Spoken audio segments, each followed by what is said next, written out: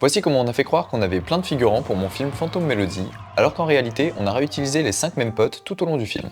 Évidemment, il y a la technique ancestrale de changer les costumes et les coiffures de chaque figurant pour créer de nouveaux personnages, mais au bout d'un moment, sur les plans larges, ça finit par se voir. Dans le film, on a cette scène de soirée avec des stars du showbiz. On a un long plan qui balaye la pièce pour finir sur le personnage principal qui, lui, ne veut pas se faire de potes. On n'avait que 7 figurants, donc pas ouf l'ambiance de la soirée. Pendant le tournage, je pivote plusieurs personnes vers l'extérieur du cadre et je leur demande de parler seuls, comme s'ils avaient une conversation avec quelqu'un situé en dehors de l'écran. C'est un peu triste pour eux, mais le spectateur imagine sans problème leurs amis imaginaires supposés être hors champ.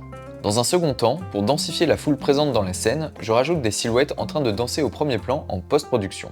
Pour ça, je récupère des vidéos libres de droit de figurants dansant devant un fond vert. La qualité étant systématiquement claquée, je les floute au max. Ensuite, j'effectue un tracking afin que les silhouettes restent ancrées sur le sol en suivant le mouvement de la caméra. Je les place alors à des endroits stratégiques afin de combler les trous trop visibles entre mes figurants schizophrènes.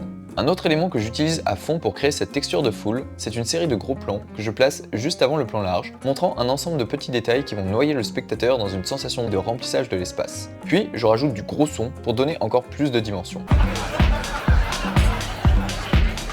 Et juste comme ça, le temps d'un film, on peut se fabriquer plein d'amis.